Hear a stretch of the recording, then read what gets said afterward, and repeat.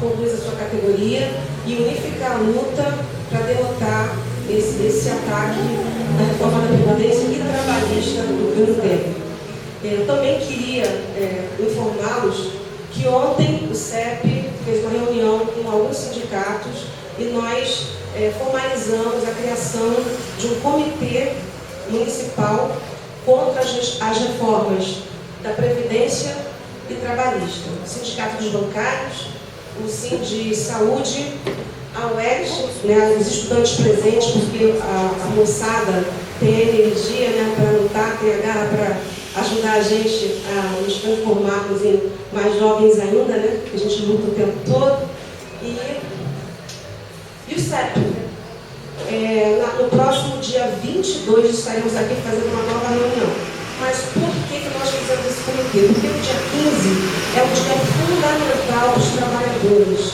Nós iremos para um ato no Rio de Janeiro massificar a nossa luta contra a reforma da Previdência e contra a reforma trabalhista.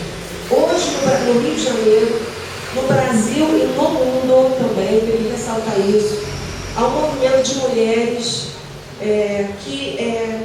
cujo lema é nenhuma a menos. E aqui no Rio de Janeiro é nenhuma a menos contra a reforma da Previdência e contra a reforma trabalhista. A reforma da Previdência é uma violência às mulheres, porque igualar o mesmo tempo de contribuição entre homens e mulheres é dizer assim, mulher, você não vai se aposentar.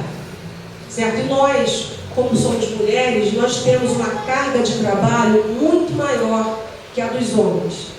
Então, o Temer ele vai na contramão das nossas lutas.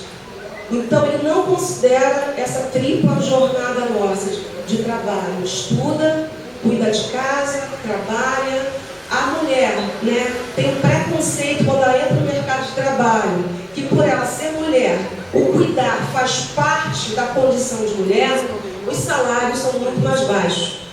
Nós, as educadoras, né, os profissionais de educação principalmente, eles não ganham aquilo que eles deveriam ganhar por conta dessa questão, né, de diferenciar o trabalho feminino do trabalho masculino. E também feminicídio, pessoal. Né? O Brasil, ele é o país que é o quinto país que mais assassina mulheres.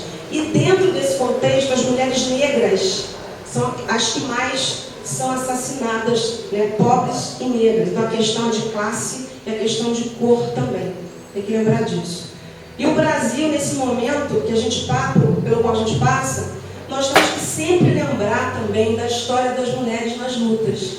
Né? Então, em 8 de março, né, na Rússia, as mulheres, né, fizeram um levante, uma greve por pão. E essa greve culminou na Revolução Socialista de 17. Nós também temos que lembrar essas mulheres que vieram antes de nós e lutaram também. Então, se naquele momento a luta era muito mais difícil, hoje que a gente está no mercado de trabalho, embora cheio de preconceitos, né, em relação ao trabalho feminino, a gente tem que mostrar que nós somos um poder enorme na sociedade. Então, se a sociedade, os patrões e os governos não nos respeitarem, a gente vai mostrar a que nós viemos para a luta. E se os homens não se juntarem a nós nessa luta, companheiros, vocês vão ser derrotados. Porque a mulher é uma força enorme. A gente já mostrou tudo isso.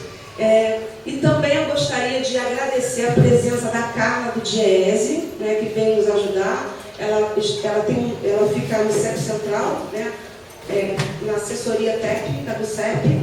E o José Luiz, fevereiro, eu queria convidá-los a compor a mesa agora. E também a Juliana, que já compôs a mesa, já está aqui sentada, que é a nossa diretora do CEP também. A gente queria primeiro abrir com a Carla, está falando das questões técnicas sobre a reforma da Previdência. E se porventura houver algumas questões, a gente abre para os questionamentos. Senão depois a gente conduz ao José Luiz para ele continuar com a questão econômica, falando dessa crise, que ele vai explicar muito melhor do que eu. Muito obrigada.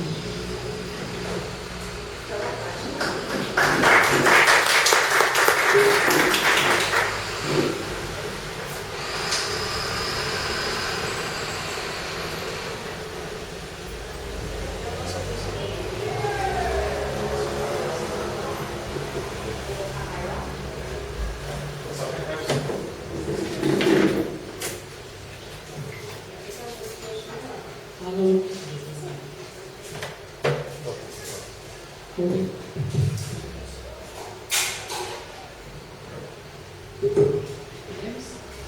Bom, gente, então, boa noite. Como a Regina já introduziu, meu nome é Carla, eu sou socióloga, sou assessora técnica do DIEESE, e a gente tem no DIEESE esse esquema de subseção. Então, eu trabalho diretamente na subseção do CEP, assessorando o sindicato e os núcleos, na área de, principalmente, orçamento público, questões salariais, e também tentando analisar esses avanços na conjuntura que têm sido colocados principalmente nos últimos tempos, para a gente tentar construir essa resistência. Eu vou aproveitar a fala aqui da Rosângela também e saudar esse dia, né, que é o Dia Internacional de Luta das Mulheres, e reforçar que é fundamental que a gente encante essa luta contra a reforma da Previdência, porque realmente ela vem para precarizar ainda mais os direitos dos trabalhadores, mas principalmente o direito das mulheres. A ideia aqui é que eu faça um panorama para apresentar para vocês o que foi colocado de proposta com essa PEC 287, que já está em discussão na Câmara de Deputados numa comissão especial. Eu espero que eu consiga. A PEC em si ela é muito grande, ela altera muitas questões, então eu tentei resumir naquilo que talvez seja fundamental para a gente entender essa reforma. Deixa eu só marcar uma coisa.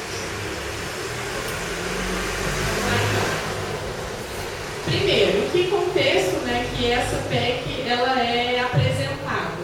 Acho que é importante a gente olhar um pouco para isso e depois acho que o José Luiz também vai explorar mais esse pano de fundo, né? A gente está num contexto de instabilidade política, então, portanto, desde antes das eleições de 2014, a gente tem uma disputa que culminou no impeachment, no golpe do governo Dilma, e desde então não se conseguiu, essa estabilidade política ela continuou ainda com o Temer assumindo a minha presidência. Além disso, a gente está num contexto de conjuntura econômica recessiva, e aí ontem saiu o resultado do PIB de 2016, que apresentou queda de 3,6%. O que a gente está analisando aqui é uma das piores crises que o Brasil já vivenciou, se não a pior, e que ela tem um processo de recuperação que tem sido colocado muito lento e também muito em função das escolhas de políticas que o governo tem implementado. Então, acrescente-se a isso uma crise fiscal do Estado, e aí do Estado com letra maiúscula de forma geral, então a gente vê crise de arrecadação. Aqui no Estado do Rio de Janeiro a gente consegue perceber isso mais claramente. O Estado não está arcando com seus compromissos de pagamento, alguns municípios do interior também isso já tem ocorrido, e na União também essa crise de arrecadação que tem sido utilizada como argumento para a implementação de todas essas políticas. E por que é importante a gente olhar para isso? Porque são eventos que vão se desencadeando em função desse contexto, ou de alguma forma o contexto vai sendo usado de justificativa para essas propostas que estão sendo colocadas. E eu acho legal a gente retomar um pouco ainda no momento em que o impeachment não havia sido citado enquanto um processo. O PMDB já lançou 2 documentos, que é aquele que não sei se recorda, o Ponte para o Futuro e o Agenda Brasil. E a gente pode visualizar claramente que o que tem acontecido agora já estava proposto naqueles documentos e ele tem sido implementado. Então, a primeira questão é a questão do ajuste fiscal, que foi efetivada com a aprovação da PEC 241, PEC 55, que agora chama Emenda Constitucional 95, que é um limitador dos gastos públicos. Então, ela estabelece constitucionalmente que a União ela tem um teto de gastos e a partir daí não pode extrapolar.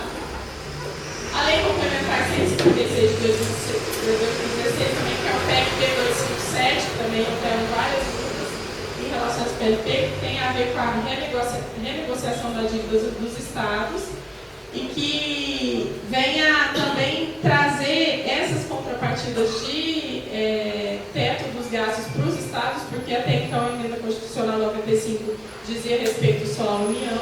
E agora, como complemento dessa lei complementar, já tem encaminhado no Congresso Nacional um projeto de um regime especial para os estados que tiverem uma crise grave, e o estado modelo para esse regime foi o Rio de Janeiro.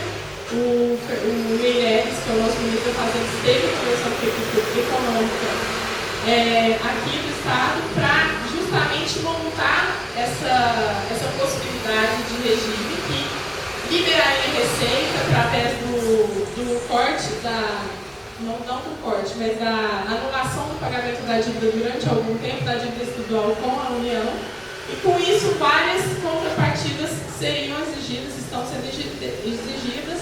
Acho que a mais visível foi a questão da privatização da SEDAI, que já foi aprovada na ALERJ, mas esse projeto ainda não passou lá em Brasília. Então, para que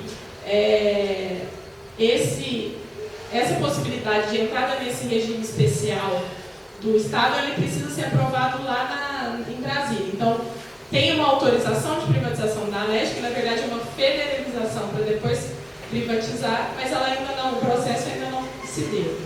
Então, nesse contexto também, um conjunto de privatizações já estavam colocados lá na agenda do Brasil, e a gente tem visto disputa pela privatização da Petrobras, das elétricas, saneamento, e também a questão das reformas estruturais. A que nós vamos discutir hoje de forma mais esmiuçada, que é a PEC 287 da reforma da Previdência, a reforma da Trabalhista, que vem através do PL 6787, e a regulamentação da terceirização, que volta na cena e volta com uma espécie de golpe também, porque ela vem sendo discutida anteriormente através do PLC 30, mas o que a imprensa tem divulgado agora é que o Rodrigo Maia, presidente da Câmara dos Deputados, tem ressuscitado um projeto lá dos anos 90 para poder acelerar o processo de regulamentação da terceirização, porque esse projeto já passou pelo Senado, então ele bastaria ser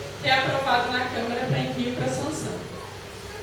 Então, e outra possibilidade é que se edite uma reforma tributária que venha não trazer aquilo que nos demanda, que é uma maior justiça tributária, tendo em vista que na nossa estrutura os mais pobres pagam mais impostos, mas acho que mais onerando ainda mais os mais pobres de alguma forma.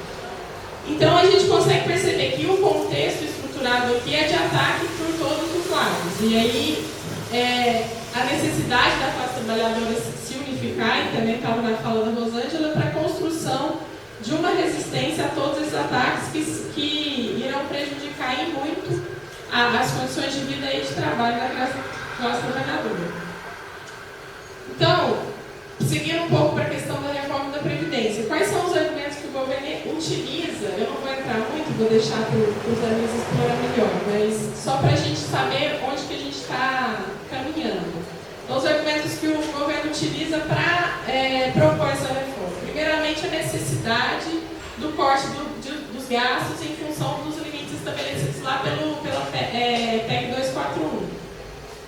Então, a gente explorou muito durante a tramitação da PEC, a gente fez muitos estudos, debateu bastante, e eu estava colocando que essa PEC, ela parecia não ser tão grave, mas ela viria como uma criadora de necessidades, eu estava chamando assim.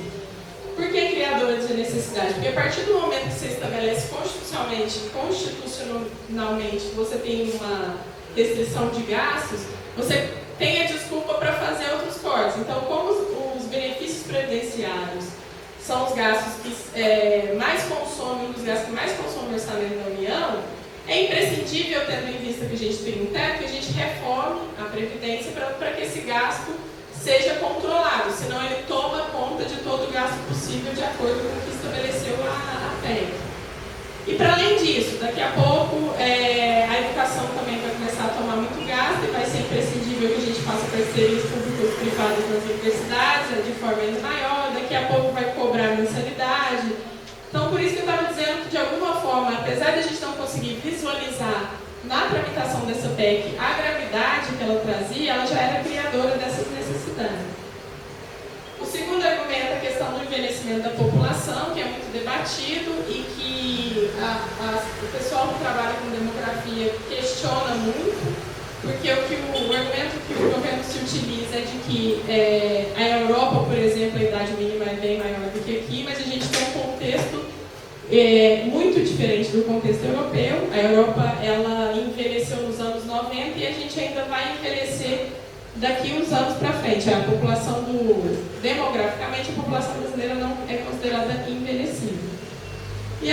E por último, e acho que o mais importante que tem sido colocado é o suposto déficit nas contas da Previdência Social, que também é muito explorada, tendo em vista que quando se faz uma leitura constitucional de olhar para a Previdência dentro de um sistema de seguridade social, que envolve saúde e assistência social, e contando com todos aqueles impostos e tributos que eram previstos para a sua manutenção, essa conta da seguridade, na verdade, ela é superavitária e não é necessária como coloca o governo quando faz a sua conta.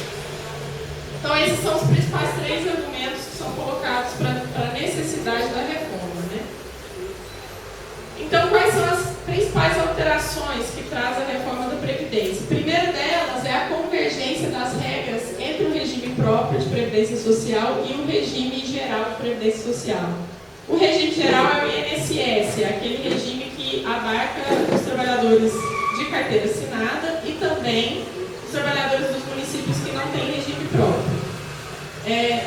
E o regime próprio são os regimes dos servidores públicos, portanto, a gente tem na União, em todos os estados, e vários municípios já contam com regime próprio. Então, essa reforma ela pretende juntar esses dois regimes em um só e colocar regras que valham para os dois sistemas. Além disso, ela pretende converger regras entre alguns segmentos. Primeiro, mulheres e homens. Então, hoje, as mulheres contam com uma aposentadoria antecipada e a ideia da reforma é que converja e a idade mínima seja para todos. Depois a gente vai olhar um pouco sobre isso. Além disso, rurais e urbanos, que os trabalhadores rurais também têm uma condição de aposentadoria especial, mas vai igualar dos urbanos. E os professores da educação básica, que gozam da possibilidade de uma aposentadoria também antecipada, vai passar a aposentar com a mesma idade mínima dos outros trabalhadores. E aqui acho que é importante dizer, principalmente na questão aproveitando que hoje é 8 de março, na questão de igualar a idade mínima das mulheres e dos homens.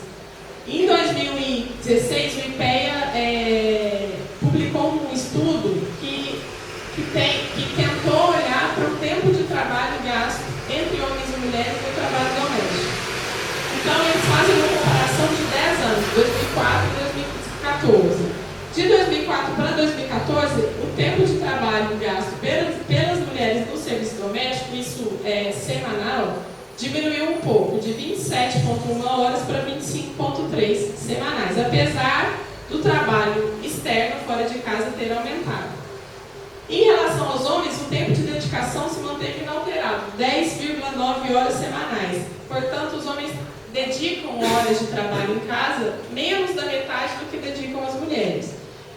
E aqui a gente está falando só da questão da dupla jornada, mas se a gente for olhar condições do mercado de trabalho, salariais, de possibilidade de ascensão na carreira e etc., a gente vai ver que ainda tem muita desigualdade que não faz sentido, na nossa realidade, igualar a idade de homens e mulheres. E eu acho que, para complementar um pouco a sua fala, Rosângela, para além disso, as mulheres serão muito mais prejudicadas porque as mulheres são as pessoas que lidam com o cuidado, tanto da criança como de idosos. Se a gente entra numa perspectiva de reforma que é para ninguém se aposentar em realidade, a gente vai ter muito mais idosos com necessidade de cuidado e aí isso vai rebater na vida das mulheres principalmente. Além disso, uma das coisas, na verdade, não é uma alteração, ela não altera a regra dos militares. O governo tem dito que, em função da aposentadoria militar não ser uma aposentadoria, mas ser uma condição de reserva, e teria que vir uma outra reforma. Mas isso aqui acho que demonstra muito para a gente a questão do privilégio, né? Categorias que a propaganda governamental, uma das propagandas governamentais em relação à reforma é de ter que acabar com privilégios. Mas uma das categorias mais privilegiadas nesse militares eles não estão entrando no bojo dessa reforma. Então também tem a questão da barganha que os militares têm com o governo federal. Extingue de toda forma a aposentadoria por tempo de contribuição, então não existirá mais nenhuma possibilidade de aposentar por tempo de contribuição. E estabelece uma idade mínima única de 65 anos. Então, todos os trabalhadores só poderão se aposentar ao atingir 65 anos de idade. E aqui é uma questão da demografia também. Os dados de 2015 do IBGE apontam a expectativa de vida nacional, portanto, uma média de 75 anos. Só que a gente tem estados como Maranhão e Piauí que essa expectativa de vida é de 70 anos. E aqui a gente está olhando para a expectativa, por essa média que é o cálculo de expectativa de vida.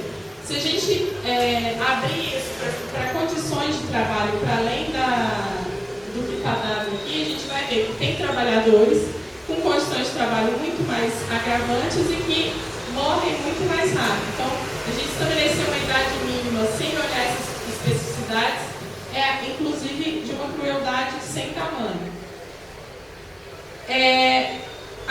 Outra questão é que mesmo que se considere que essa média de 75 anos vale para todos, o que o governo está propondo é que se tenha uma contribuição de 25 a 49 anos, a gente vai ver aqui para frente, para o gozo de uma aposentadoria de 10 anos, tendo em vista que todos vivam até os 75. Então, mesmo considerando o que tem de expectativa de vida, o projeto ainda assim é muito cruel. Então, ele aumenta o tempo mínimo de contribuição de 15 para 25 anos. Então, hoje, o que acontece na regra é que se o trabalhador atinge a idade mínima de aposentadoria, ele tem que comprovar 15 anos de contribuição para conseguir se aposentar. O que a PEC faz é aumentar esses 15 anos para 25. Então, aumenta em 10 anos a necessidade de comprovação de contribuição. Portanto, não é trabalho, não é trabalhar 25 anos, é contribuir 25 anos para conseguir se aposentar. Qual que é o grande problema aqui? O Brasil tem uma característica de mercado de trabalho de informalidade e de alta rotatividade. Então, poucos trabalhadores conseguem comprovar a sua contribuição para a aposentadoria. Então, isso é um dos pontos que fará com que poucas pessoas conseguirão se aposentar mesmo atingindo os 65 anos. Além disso, a reforma pretende proibir o acúmulo de benefícios. Então, quem recebe aposentadoria e pensão, por exemplo, vai precisar fazer a escolha por um dos benefícios. E a exceção da regra é que servidores da área de educação e saúde poderão acumular 2 aposentadorias do regime próprio ou uma de cada regime. O restante dos trabalhadores não poderão mais acumular 2 benefícios diferenciados. Além disso, a reforma vai desvincular benefícios assistenciais e pensões do salário mínimo. Então, o cálculo da pensão será a parte de 50% da remuneração e mais 10% por dependente. Então, só se atingiria 100% do benefício se o pensionista tiver 4 filhos. E desvincula do salário mínimo. Então, se a pessoa, hoje a gente está no salário mínimo de pouco menos de R$1.000. Então, se for uma mulher sem filhos, ela vai ganhar 60% disso, seria R$600. Para além disso, o que está dado no projeto são estímulos, tanto sutis quanto explícitos, à aposentadoria privada. Por que isso? Há um incentivo direto à previdência complementar nos entes públicos, mesmo que ela seja privada. Então, o que o projeto coloca é que aqueles municípios que ainda não possuem regimes próprios poderão não criar os regimes próprios e ficar no regime geral, mas os estados e municípios que já contam com regime próprio terão que criar sua previdência complementar. O caso do estado do Rio, por exemplo, é um dos poucos estados que já possuem previdência complementar. E além disso, literalmente, que essa previdência pode ser, inclusive, de contratação na iniciativa privada. Então, essa é um estímulo explícito à privatização da Previdência. O sutil é que vai haver um desestímulo à contribuição da Previdência. Na medida que as pessoas começarem a ver que não vão conseguir se aposentar, elas vão, se tiverem condições, partir para a construção para a contribuição em plano de previdência privada. Então, isso também é uma coisa importante da gente fixar, que tem um lobby gigantesco dos bancos e do sistema financeiro para aprovação desse projeto, porque, de alguma forma, ele beneficia esses fundos de pensão privada, né? Além disso, ela vem mudar o cálculo do benefício, justamente para reduzir o valor dos benefícios de uma forma geral. E ele faz duas mudanças. Primeiro, hoje o que acontece, quando a pessoa vai se aposentar, ela parte de uma média dos 80% maiores salários que ela tem. Hoje isso é o que acontece. Na mudança, a média será em relação a todos os salários da sua vida desde 1994. Então, nesse contexto, já tem um rebaixamento do valor do benefício, que vai ser essa média. Quando você chegar nessa média, que é a média de todos os seus salários recebidos desde 1994, você pega 51% disso, e a cada um ano de contribuição, mais 1%. O que significa, se a pessoa se aposentar com 65 e os 25 anos de contribuição que são hoje exigidos, ela se aposentaria com 76% do valor do benefício.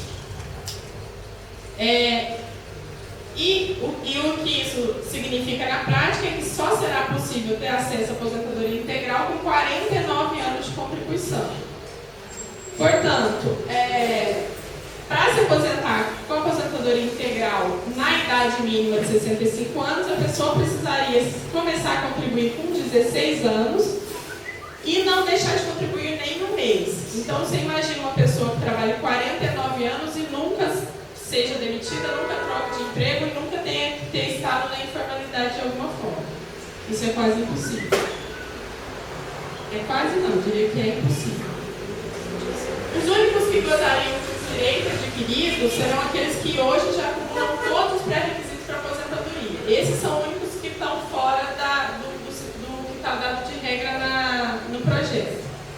E ele estabelece uma regra de transição para homens com 50 anos ou mais e mulheres com 45 anos ou mais.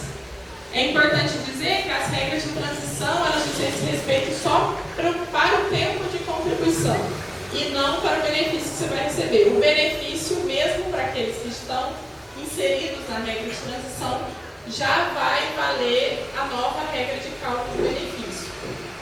Os que estão na regra de transição conseguirão pagar um pedágio. Então, por exemplo, se hoje, para eu me aposentar, eu faltaria 5 anos de tempo de contribuição, eu teria que pagar um pedágio de 50% disso. Então, eu teria que contribuir mais 7,5 anos, 7 anos e meio, e eu conseguiria me aposentar já com a regra nova a partir daqueles cálculos.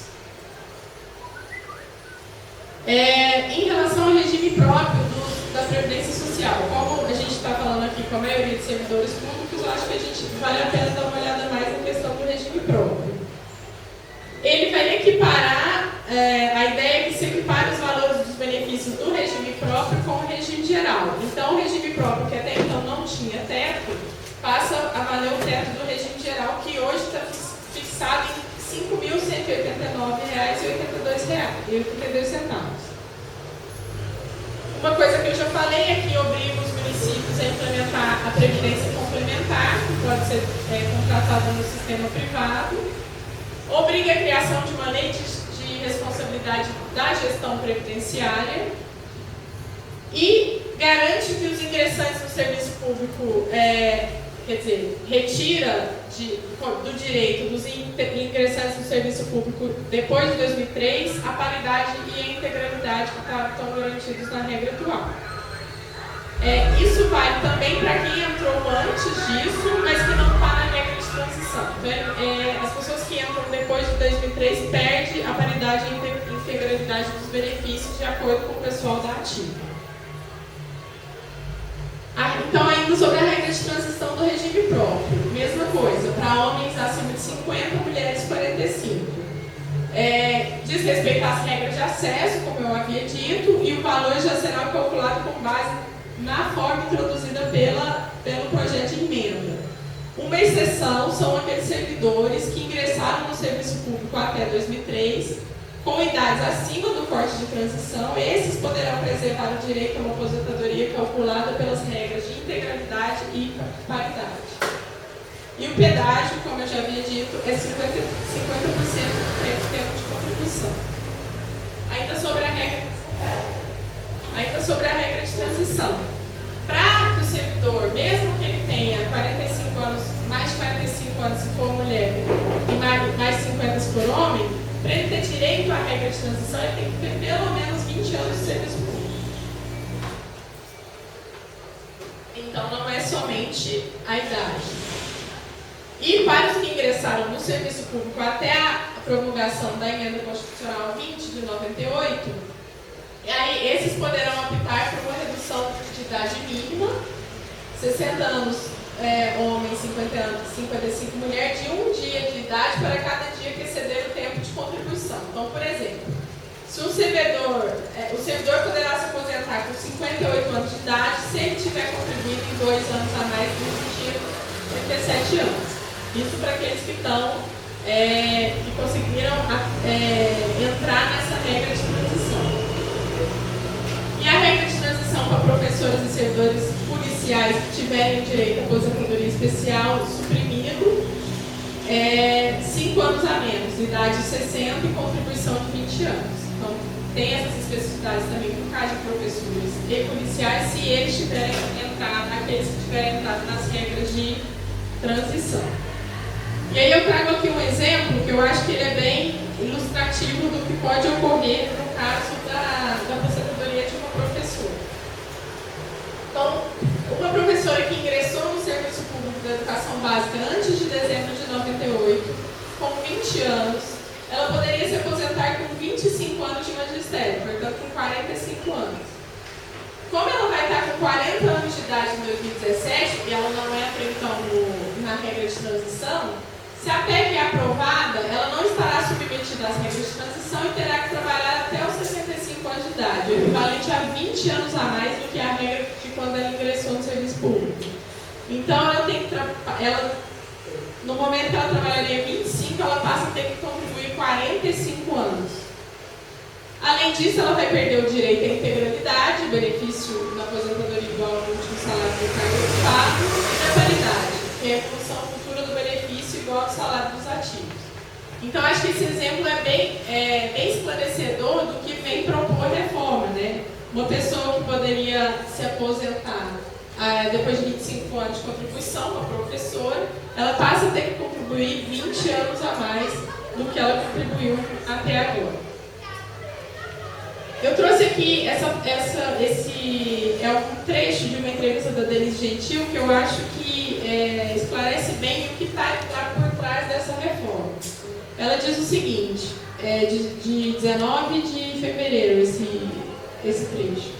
O resultado que se quer alcançar com as reformas de corte liberal privatizante é a redução da renda das aposentadorias, do piso e do teto, e ao mesmo tempo elevar o grau de dificuldade para as pessoas conseguirem se aposentar, para que elas passem o menor tempo possível recebendo uma renda do governo. Quanto menor o período de aposentadoria, isto é, quanto mais próximo do fim da vida, melhor. Essa é a estratégia. Com benefícios menores, as pessoas que tiverem condições de pagar serão empurradas para os planos de previdência complementar no banco privado, porque a renda que receberão no sistema público não garantirá a sobrevivência em condições semelhantes às da fase da vida. Então, de alguma forma, a reforma empurra para essa renda atual. Só que é muito restrito. Hoje, na entrevista que o ministro da Previdência deu lá em janeiro ainda para o Roda Viva, ele falou que 2/3 dos benefícios pagos pela Previdência Social são salário mínimo. Então a gente está falando de gente que hoje recebe um piso que não é de R$1.000. Quando a gente fala dessa empurrão que essa reforma pretende dar para o sistema privado, a gente está falando para aqueles que têm renda para conseguir acessar o sistema privado. Quem ganha salário mínimo não consegue juntar dinheiro para poder acessar outro tipo de sistema. Então, acho que a coisa essencial de se entender é que a Previdência Pública, ela não é, o objetivo dela não é um objetivo contábil, ela tem um objetivo social de redistribuição de renda.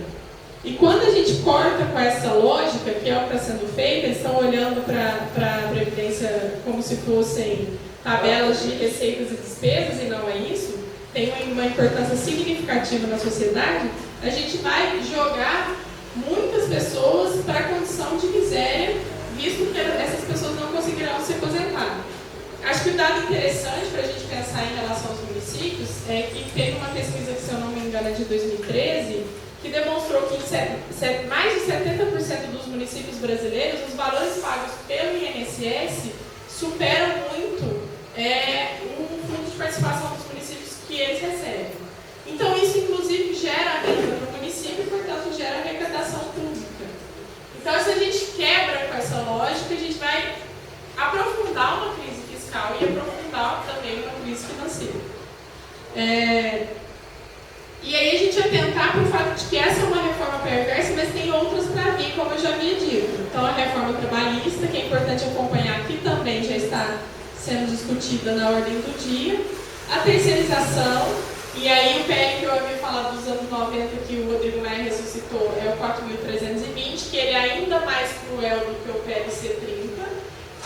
O que ele pretende de ampliação da terceirização é ainda mais cruel.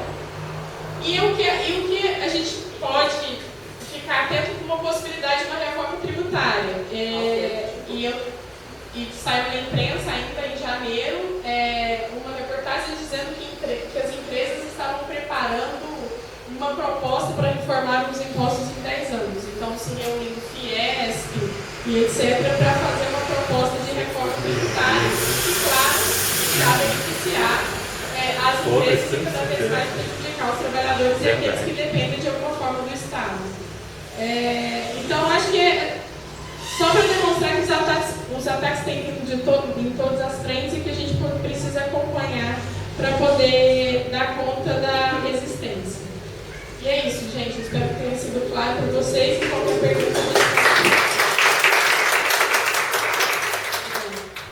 entender isso tudo que está acontecendo, que a Carla explicou aqui para a gente tem que considerar. Se a gente não considerar, a gente não vai entender. A gente tem que considerar que a gente está vivenciando um golpe nesse país, entendeu? Que isso é fruto de uma agenda. É uma agenda para beneficiar banqueiro, é uma agenda para beneficiar os ruralistas, os novos do agronegócio. Não é uma coisa que é para favorecer o pobre. Então, é para favorecer a elite. E, de repente, a gente olha para essa plateia aqui e a gente vê, eu vou falar que eu sou uma também, um pouquinho de gatos pingados aqui. Por quê? Porque essa nação ainda não se deu conta que isso é um desenrolar de um golpe. Tá? Isso é um golpe que estava amadurecendo, aquela história do ovo da serpente, para que puxasse mesmo o tapete do mínimo que se conseguiu em direitos sociais e políticas públicas para o pobre nesse país. Então, gente, vamos manter os olhos abertos, vamos tentar falar com as pessoas, conversar com as pessoas, conhecer, abrir os olhos, porque a coisa é séria, entendeu? Ainda que não afete um pouco de nós que estamos aqui, certamente vai afetar os nossos filhos, os nossos netos e aqueles que virão. E esse país vai voltar a ser um país caritativo, filantrópico, sem direito para a população. Tá? É isso que a gente vê como futuro desse país. Então, eu acho que a gente tem que começar a se mexer, convidar as pessoas para estar nos espaços públicos, nos espaços de discussão, nos espaços de debate. Então, que a gente consiga tentar isso que está caminho, tá bem?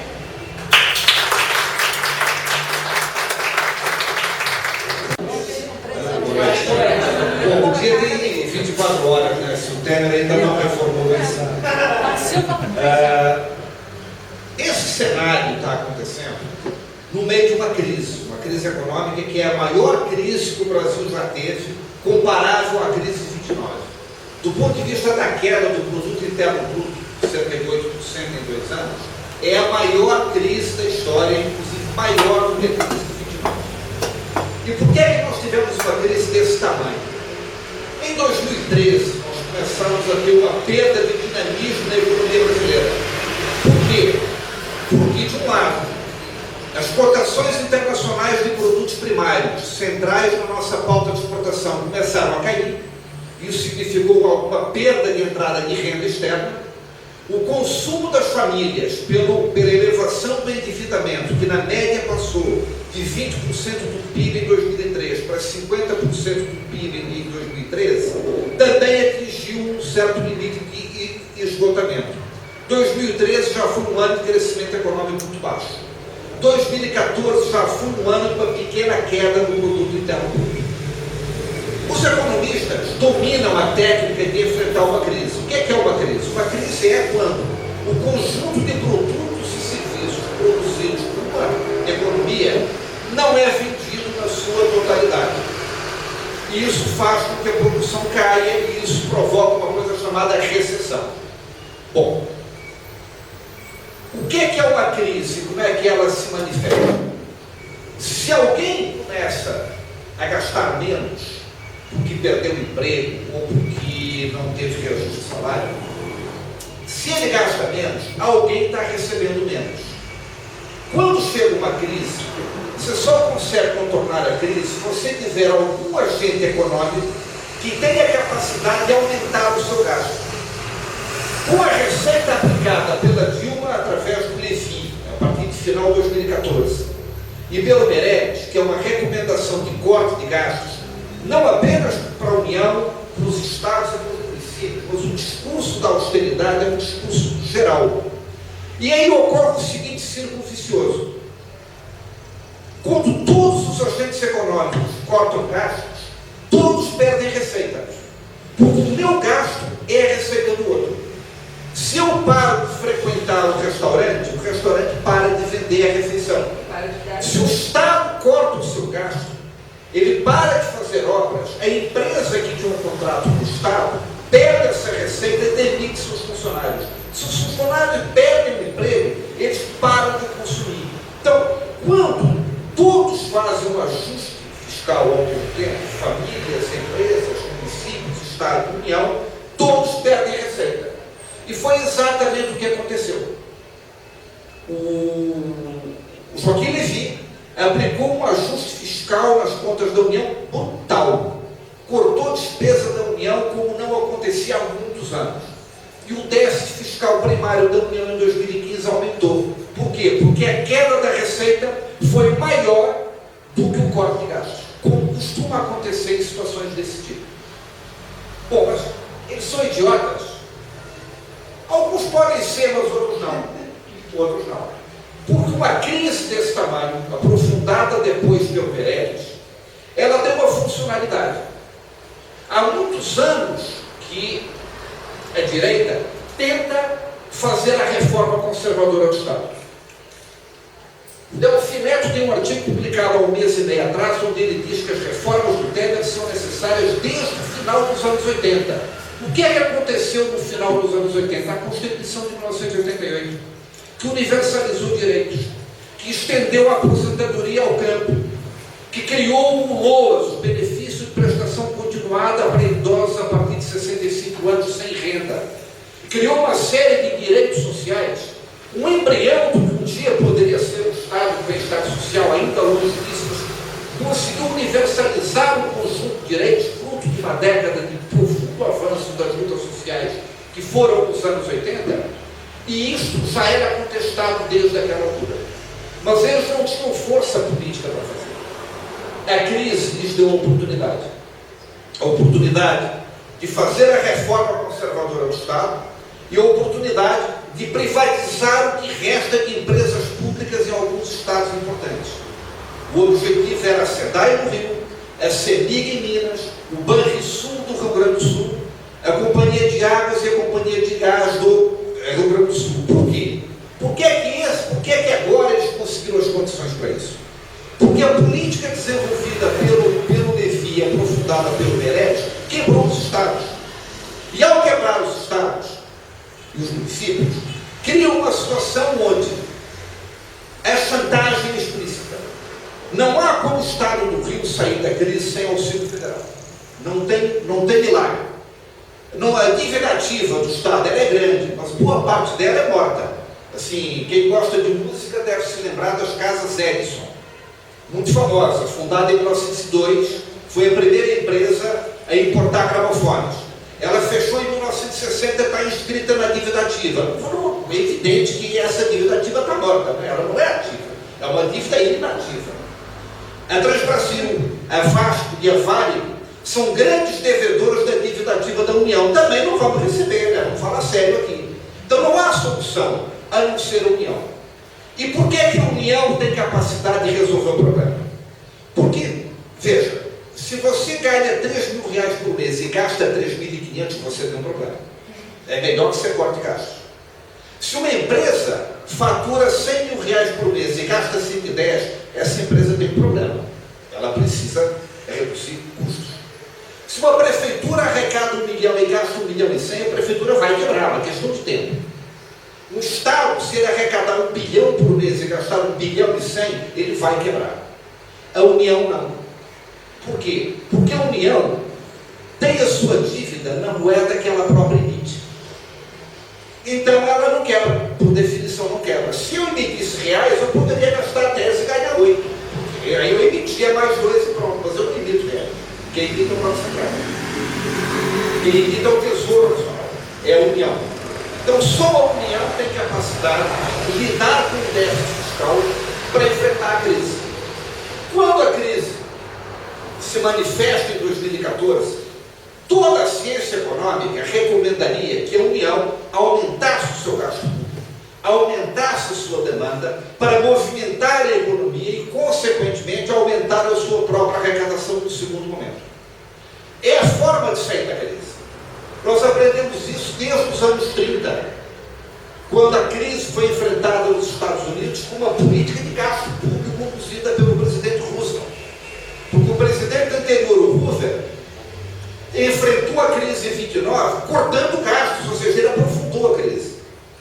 Só quando algum dos agentes econômicos aumenta o seu gasto, é que os outros agentes econômicos podem aumentar a sua receita e, consequentemente, no segundo momento, também aumentar o seu gasto. O único agente econômico que pode fazer isso é a União, porque a União emite a moeda no qual ela tem a sua dívida denominada. E a União não fez isso, fez o oposto. Fez o oposto com Dilma e Levi e fez o oposto com Temer e Meirelles. Não apenas fez o oposto, como criou uma dinâmica psicológica na sociedade nesse sentido. E aí, isso significa, esse conjunto de iniciativas significou uma recessão de 8%. Quais são as consequências de uma recessão de 8% em 2 anos? Que toda a arrecadação fiscal de municípios, estados e União cai pelo menos 8%, mas na verdade cai mais. Por que cai mais? Porque a inadimplência aumenta. Porque vamos supor que uma empresa, qualquer um de vocês, estivesse administrando uma empresa que faturava 10 e entre fornecedores, salários e impostos pagava 9, sobrava 1. A receita caiu. Ela fatura 8, mas entre fornecedores, salários e impostos ela tem que pagar 9. Qual é a primeira coisa que você para de pagar? Se você parar de pagar fornecedor, a empresa parou. O fornecedor para de entregar a mercadoria e você para a empresa. Se parar de pagar salário, o pessoal vai reclamar um bocado no primeiro mês e vai parar de trabalhar no segundo. Agora, se parar de pagar o imposto, você tem tempo. Você vai tentar uma repactuação, um refinanciamento, um parcelamento na esfera administrativa, ganhou 6 meses. Se não conseguir, você vai para a dívida ativa e aí vai ser outra possibilidade de parcelamento e, portanto, você ganha tempo até sair da crise e conseguir recuperar o faturamento. Então, a primeira coisa que uma empresa em dificuldade para de pagar é o imposto. Se você tiver que optar entre pagar o aluguel da sua casa no IPTU, você vai pagar o aluguel. Porque o aluguel dá despejo. O IPTU dá uma dívida que ao fim de 1 ano e meio ou 2, pode te dar problema, você ganha tempo. E na crise, tempo. Então, quando tem uma crise econômica de 8%, a queda na arrecadação de estados, municípios e União é maior que 8%, é 10, é 11, é 12, em alguns casos é mais. É por isso que os estados e vários municípios estão nessa situação de não conseguir pagar fornecedores e atrasar salários, parcelar 13º, etc. Bom, por que isso acontece e por que isso é uma oportunidade? Porque num cenário de crise, o governo pode dizer para a opinião pública o seguinte: olha, nós precisamos reformar a Previdência. O país está quebrado, não há dinheiro, o dinheiro acabou. Se não reformar agora, nós não vamos poder pagar a Previdência depois. Tem como chegar ao governo do Rio e dizer: olha, a União pode emprestar dinheiro para colocar o salário dos servidores em dia. Vocês têm que privatizar a SEDAI. Vocês têm que aumentar a alíquota da Previdência de 11 para 14 por 3 anos, com mais 8 adicionais. E esse é mesmo funcionário público, que não tem salário há 2 meses, que não recebeu o 13º nem as férias. E qual é a capacidade desse funcionário público oferecer resistência a uma chantagem dessa? Ela é ilimitada. É limitada. Porque o cara que não recebe salário há 2 meses, quando cortarem a luz e cortarem o gás, ele vai topar pagar os 3% a mais do desconto e vai topar a alíquota adicional de 8%, que ele está desesperado. E qual é a capacidade de resistir à privatização da SEDAI? É mesmo, tirando os funcionários da SEDAI, que vão ser diretamente atingidos, para o resto, cara, lamento, mas eu tenho que receber o salário.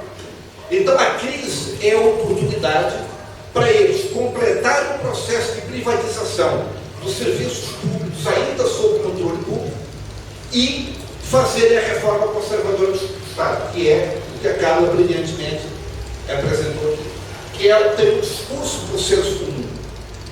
Não tem jeito. O Brasil quebrou, não tem dinheiro.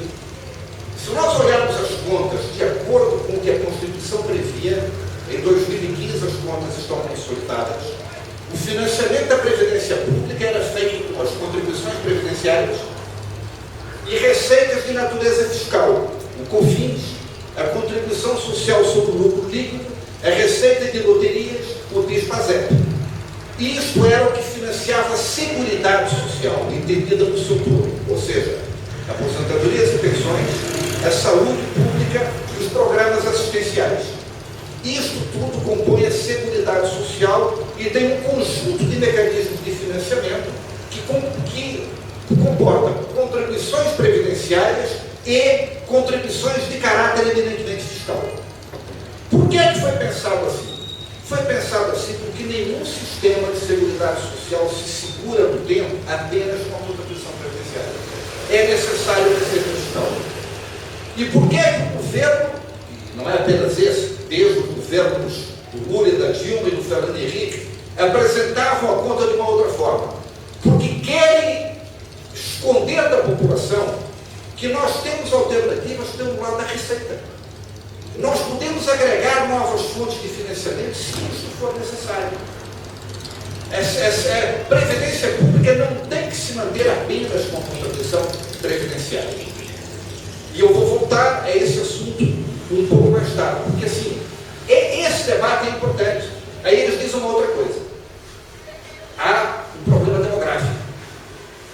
Cada vez mais teremos pessoas se aposentando e entra menos gente no mercado de trabalho porque está nascendo menos gente. É verdade.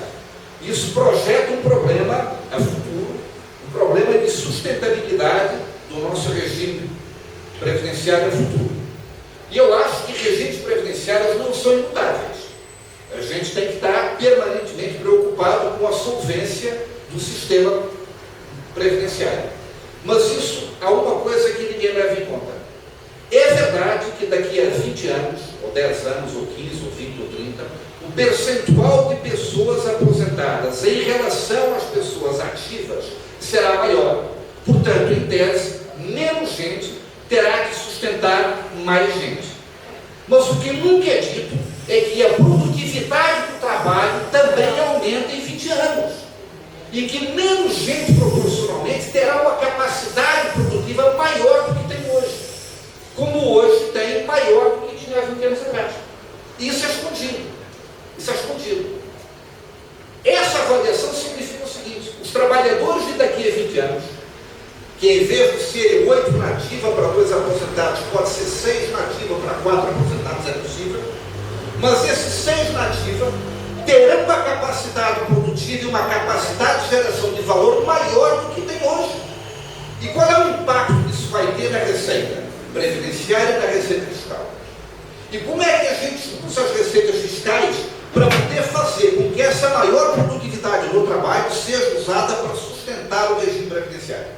Esse debate tem que ser feito, porque aí a gente não pode só ficar discutindo que hoje não há déficit. Em 2016 tem déficit, as contas não estão consolidadas, mas a crise foi de tal monta que, mesmo da forma como elas têm, como a conta tem que ser feita, provavelmente teve um déficit. E esse déficit é conjuntural, em função da crise.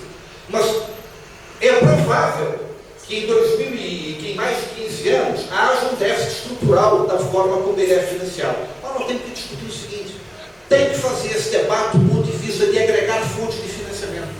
E ele tem que discutir o regime tributário desse país, que é um dos mais injustos do planeta. O Brasil, entre as grandes economias do mundo, é a única que tem um percentual maior de impostos, em impostos indiretos, do que em impostos diretos. Imposto direto é imposto de renda e impostos que incidem sobre o patrimônio.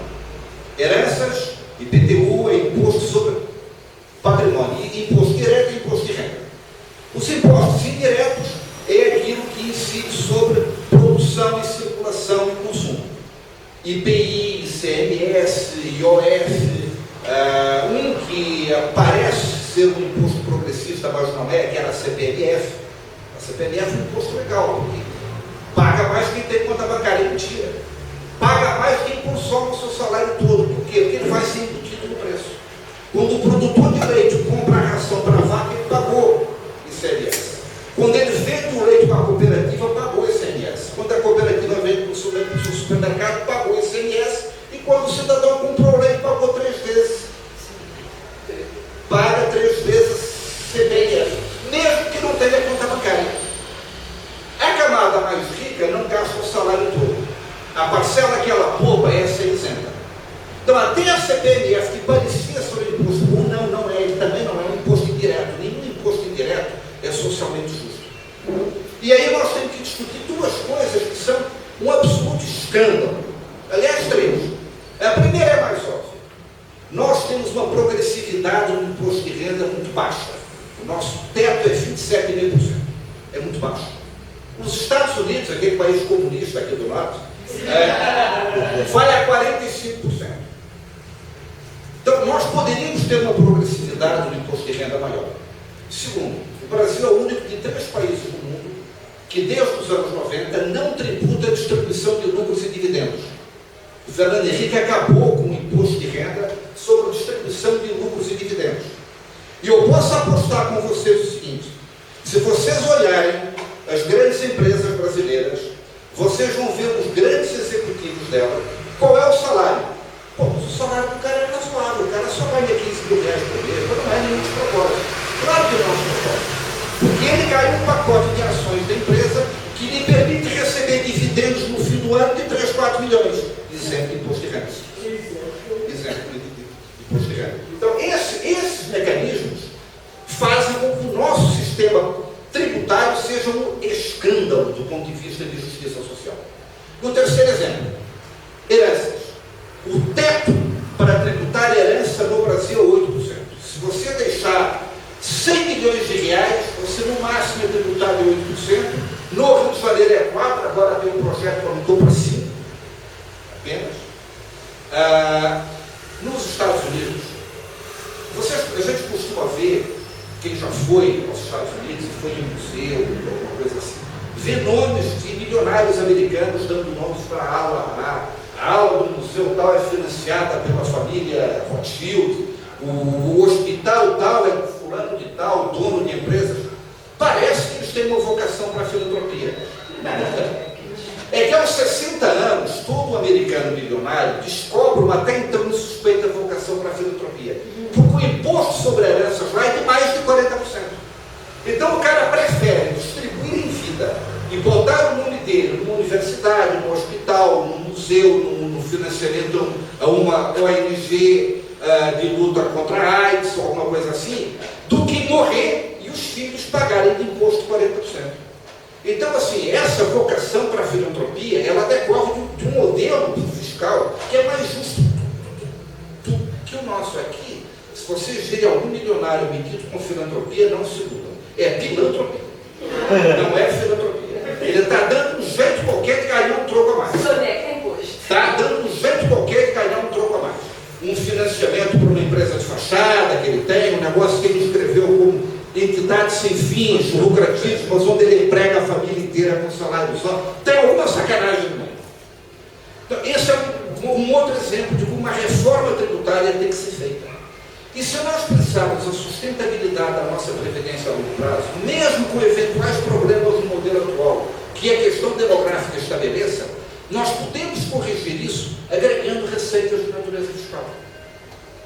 Não é necessário dizer para um trabalhador alagoano, homem, se a média pode ser de 70 anos, um homem alagoano, na média vive 65 anos e 4 meses, que ele tem que descontar por 49 anos para tirar 4 meses, por favor, não cometa loucuras desses 4 meses em que você vai estar aposentado pelo INSS. Esse é um debate essencial. Assim, o que nós estamos discutindo, no curto prazo não há problema de solvência na Previdência Pública. No longo prazo, se houver, nós temos que discutir como resolve. Se é cortando direitos ou ampliando receitas. Porque tem capacidade de se ampliar receitas. Então esse debate tem que ser feito. Ele é fundamental. A questão da privatização de serviços públicos. Longe de mim defender as maravilhas que a SEDAI representa. É uma empresa odiada, digamos assim. Mas a SEDAI está sendo avaliada em termos de mercado em 3 bilhões e 500 mil reais. Que estimativa. Como é que é calculado isso? É calculado a partir da sua rentabilidade. Ela tem uma projeção de lucro para 2016 de 350 milhões. E o capital privado não vai comprar uma empresa que lhe dê uma taxa de retorno que não seja alguns pontos acima do que ele pode obter apenas aplicando dinheiro no sistema financeiro. Uma taxa de juros real Selic do governo paga, em termos reais, 7% ao ano, descontada a inflação. Se o cara não ganhar pelo menos 10, o capital privado não se interessa. Portanto, a empresa vale 3 bilhões e meio, porque ela tem um lucro projetado de 350 milhões. É claro que na hora que ela for privatizada, a eficiência da gestão privada fará com que o lucro passe para 500 ou 600. Porque ela vai aumentar tarifas e trocar o funcionário que ganha 5 mil por outro que ganha 2. Essa é a eficiência privada. E, portanto, aumentará o lucro. Mas o problema é o seguinte: olhem para a SEDAI. Olhem para o capital morto que está na SEDAI. Olhem quanto custou fazer o Manu. Olhem quanto custa fazer todas as estações de captação de água, de distribuição de água, de captação de esgoto, de tratamento de esgoto, o emissário submarino, todas essas obras. Você não monta uma empresa dessas com menos de 15, 20, 25 milhões. Mas é o preço de mercado dela é 13,5, porque é ancorado no lucro. Eu nunca ouvi falar de uma empresa privada que quisesse montar uma empresa de águas a partir do zero. Por quê? Porque o volume de capital necessário é muito alto. Ela, por definição, não é rentável. Agora, pegar uma empresa pronta, com uma rede de captação de águas pronta, com uma rede de distribuição, com clientes prontos, já pagando, aí é um bom negócio. Aí é um bom negócio. Então, assim, a SEDAI, ela tem um índice muito alto de fornecimento de água e um índice muito insuficiente de captação e tratamento de esgoto. Não chega a 50%, é cerca de 47%, 48%.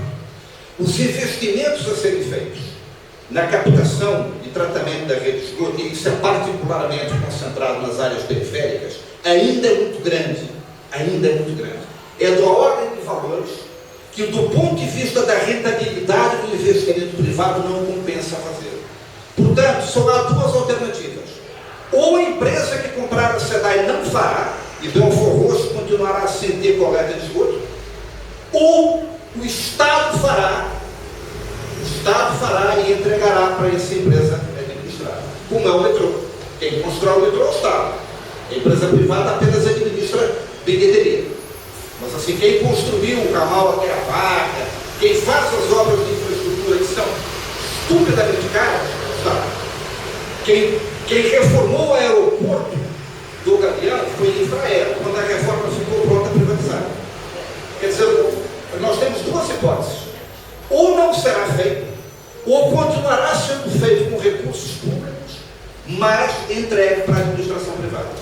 Então, assim, nós estamos num quadro, um golpe, e um golpe não era a troca de um presidente por outro. O golpe nunca teve nada a ver com corrupção, porque sobre esse aspecto, os problemas de financiamento de campanha abraamos, nunca teve nada a ver com isso. Mas tem a ver com uma oportunidade de fazer tudo aquilo que o Fernando Henrique Cardoso não teve força para fazer nos anos 90. Tudo que ficou faltando. E o que ficou faltando é acabar de privatizar as empresas ligadas à oferta de serviços públicos, acabar de privatizar o sistema bancário, fazer a reforma conservadora do Estado, e acabando com a Previdência Pública, porque tudo isso está a ver, isso acaba com a Previdência Pública, do qual a gente sempre pensou, a Previdência Pública. É a Previdência que vai garantir a aposentadoria de todos. Isso fará parte do passado, se essa reforma for aprovada. Para eles, a Previdência Pública é a assistência social.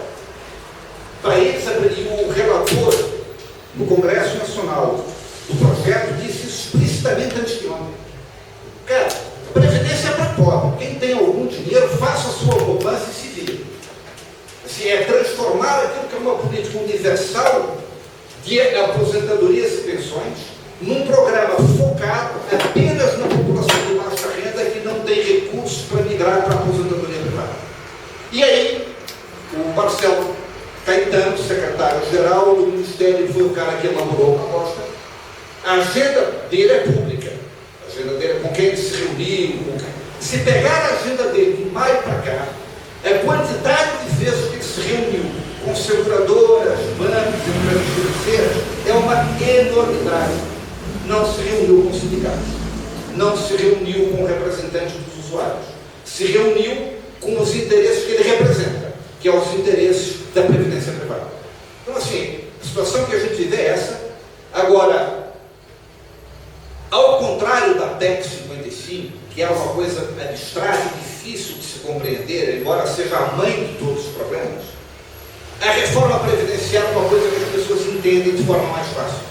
Você vai chegar e dizer, olha, dona Joana, se o seu marido morrer, a aposentadoria dele com salário mínimo, para a senhora vai ser só 60%. Isso é muito.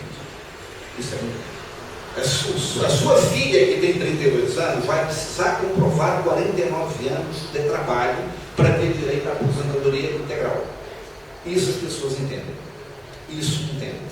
E quanto mais tempo a gente ganhar e mais perto das eleições de 2018, mais chances a gente tem de conseguir barrar o projeto.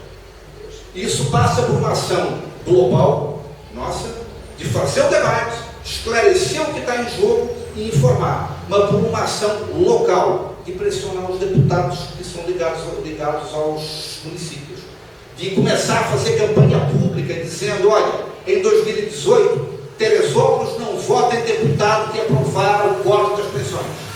Teresópolis não vota em deputado que votar a favor da reforma previdenciária do Temer. Começar a fazer uma campanha de esclarecer o que a reforma significa e de alertar as pessoas de que quem está votando isso são aqueles que foram eleitos pelo povo e que voltarão em 2018 para buscar a reeleição. Essa campanha tem que ser feita. Aquele esquema de colar a cara do sujeito no poste, entendeu? Veja lá como você vota aí, esse esquema tem que ser feito. Para deputado que tem base localizada em 2 municípios ou 3, isso é muito eficiente. Para um deputado que tem votação espalhada no Estado é mais difícil. Mas deputado de república que tem voto concentrado, isso é muito eficiente, isso pode destruir a carreira política do cara. Então, vale a pena fazer, porque não por consciência ou por convicção, mas por medo das consequências eleitorais, uma parte da bancada conservadora pode não segurar o tranco e votar esse despropósito que está sendo apresentado. De quanto mais perto de 2018 da votação vai acontecer, maior as nossas chances. Então, assim, o cenário é esse. O cenário é muito ruim, mas a luta pode fazer diferença.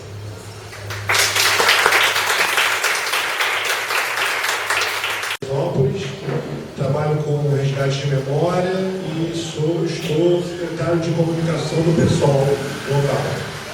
Eu quero chamar assim, duas. A primeira assim, eu estou impressionado assim, com as falas. Elas vêm assim preencher os álbuns de figurinhas, né, que a gente traz de casa. Né? Já completei várias páginas hoje. E eu também estou fazendo eu queria fazer duas contribuições que vocês passaram e tal, mas acho que são um pouco mais pictóricas, eu me situando aqui como teresopolitano e como empresário também. Eu tenho uma empresa no Simples. Pegando o gancho na fala do companheiro do Fevereiro, dentro dessa lógica, né, dessa equação de prioridades a serem pagas e as que você deixa para depois, né, diante da crise, do aperto, você tem aquela demanda, olha, eu não posso deixar de pagar a luz, senão eu vou cortar a luz. Se eu deixar de pagar o cara que está me servindo, no primeiro mês ele vai reclamar, no segundo ele para também e tal. Então, no final, eu vou parar de pagar ou vou diminuir o imposto. Então, eu começo a ficar devendo, né, o imposto. E aí, no caso, né, é o caso que está acontecendo comigo. Eu tenho uma empresa no Simples. Então, eu pago lá o imposto simples, pago o contador e tudo. E com o aperto dessa crise toda e tudo, eu comecei a deixar de pagar, contribuir com o meu INSS, né, com a minha previdência, preferi até pagar o próprio contador e ficar devendo imposto. Olha só o exercício, porque o contador, se eu deixar de pagar ele começa a deixar meu papel para depois. E fica também devendo, né, deixar de me avisar de contribuições, ou seja, o meu navio começou a fazer água, e aí já a gestão Temer já chegou na gente, através da Receita Federal, de que forma? Você chega, o contador já foi avisado, fala assim, olha só, se você ficar inadimplente com a sua contribuição, com os seus impostos, mais de um ano, se você, né, você vai perder o Simples. Eles vão te passar para o lucro presumido, que aí voltam aqueles 5 impostos, aquele imposto que seria 6% juntando tudo, pula para 13%, 14%. Né? Ou seja, e você ainda, e um monte de medidas, você vai ter que tirar um token, fazer assinatura digital que custa dinheiro, que demanda outras coisas, ou seja, esse é roxo. E o que eu fiz? Eu me antecipei, fiz o parcelamento, que é o que você já bota na conta que você vai parcelar, faz aquele parcelamento e tal. Não adiantou nada. Simplesmente a minha empresa, que era um Simples, já estava difícil no Simples, esse ano eles me rebaixaram para o lucro presumido. Aí qual é a orientação do contador? Evite tirar nota. Sonegue. Evite tirar. Como se eu tivesse volume, né? Como se isso fosse a pauta da minha vida. Eu tenho que ter dinheiro para pagar você.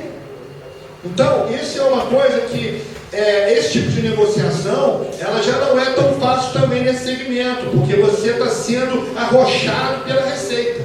Né? Entrei com recurso, ela gerou multas para mim de coisas que eu não... Até meu contador desconhecia, R$ 2.500 de multa e vai por aí fora. Então, esse é mais um setor, né, que tem uma empresa no Simples, de prestação de serviço, que está sofrendo e não sabe como é que vai fazer. Né? Tem que fazer um esforço muito grande para poder driblar. E aí a sonegação é questão de sobrevivência, não de... É questão de fazer o recurso virar. E a outra coisa, já que faz um pouco com a parte final, Já passou, mas não deixar mais. Tá, eu vou seguir uma boa restrição de um outro assunto, que é o seguinte, a questão partidária. Né? essa questão dos políticos, a gente mora aqui numa cidade que ela é sequestrada. Vem um político, faz uma assina na empresa, faz uma assina não sei o que lá, e as pessoas... E aí ele fica aí, tem na fita, ganha uma primeira página no jornal. Então, assim, Teresópolis, ela é sempre visitada, sempre sequestrada politicamente pelo que há de pior na política, e todo mundo bate palma, ninguém quer saber de que partido que ele é. Tá? Nós, há pouco tempo atrás, aí, temos aí um cidadão que ele se vangloria de ter sido chefe de gabinete do Rodrigo Maia, né? Teresopolitano no Planalto, né? Chefe de gabinete de um golpista. Né? Tá aí todo mundo na cidade batendo palma para ele, puta quadro. Ou seja, a gente está batendo palma, tá? Indiretamente para o Rodrigo Maia.